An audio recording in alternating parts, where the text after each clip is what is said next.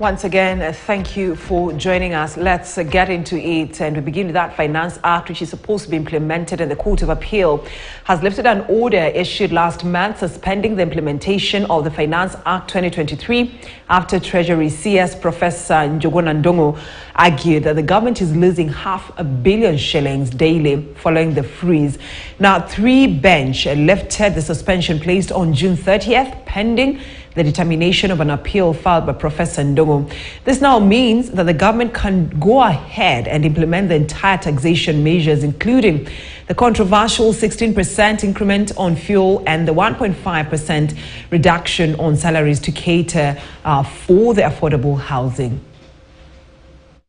One of the main issues that saw Kenyans led by members of the Azimio coalition troop to the streets and demonstrate over the high cost of living was the Finance Act 2023 that saw the increment of fuel prices from 8 to 16%, as well as the 1.5% reduction of salaries to fund the government housing project.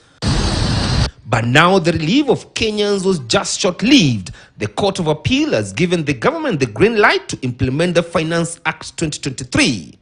Justices Mohammed Warsame, Kathrima Mtuinoti and Helen Omondi ruled that the Finance Act has a lifespan of 90 days, beyond which the next budgetary cycle is set in motion. Treasury CS Professor Njuguna Ndung'u moved to the appellate court through Attorney General Justin Muturi, arguing that the government stands to lose approximately 200 billion shillings in the current financial year. Professor Njuguna Ndung'u argued that the freeze made it difficult for the Kenya Kwanza administration to implement the 2023-2024 budget as planned, and some projects have to be suspended if the government is not allowed to raise revenue as proposed in the bill.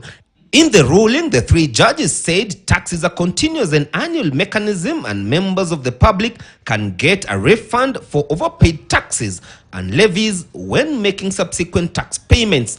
The opposition had already raised a red flag on the Finance Act. Let us agree on this one. We must remove this VAT on the fuel. Otherwise, I promise you there will be a revolution in this country if this one passes. I promise you. I promise you.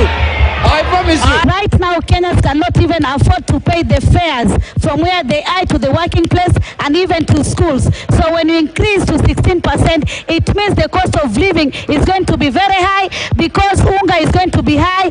And from the ruling, the government now has the leeway to implement the controversial Finance Act.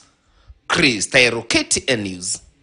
So now, meanwhile, Azimio coalition now says there is need for engagement between the two sides.